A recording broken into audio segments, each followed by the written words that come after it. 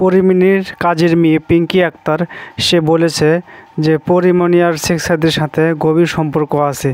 তারা নাকি একসাথে খাওয়া দাওয়া করে, একসাথে ঘুমায়, একসাথে বাইরে যায়, সব কিছুই একসাথেই করে। তাহলে কি শেখ সাদির সাথে পরিমণির কোনো গভীর সম্পর্ক আছে? এরকম একটা আভাস পাইতেছি।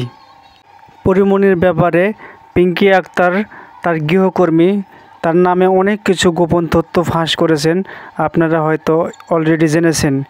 কিন্তু এরকম গোপন তথ্য পিঙ্কি আক্তার জানলো কিভাবে? কারণ পিঙ্কি আক্তার পরিমণির বাসায় দীর্ঘদিন কাজ করেছে, ঠিক আছে? সেই অনুসারে পিঙ্কি আক্তার পরিমণির সমস্ত তথ্য জানে, ঠিক আছে? এখন পিঙ্কি আক্তার পরিমণির সকল তথ্য সে ফ্লাশ করে দিতেছে সমস্ত সাংবাদিকের সামনে, জনগণের সামনে।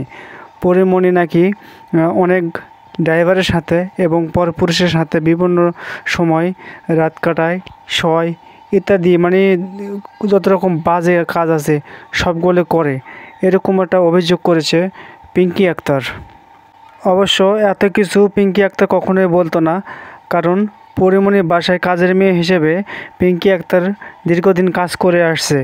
কিন্তু ইদানিং মাসখানেক আগে মানে পিঙ্কি আক্তারের সাথে খুব দুর্ব্যবহার পরিমণি করেছে, কিন্তু তারপরও তাকে চিকিৎসা করায়নি, তার কোনো সেবা যত্ন করেনি, কারণ তাকে অনেক ধরনের মারধর ও শারীরিকভাবে নির্যাতন করেছে। তার প্রতিবাদেই পিঙ্কি আক্তার বলেছে।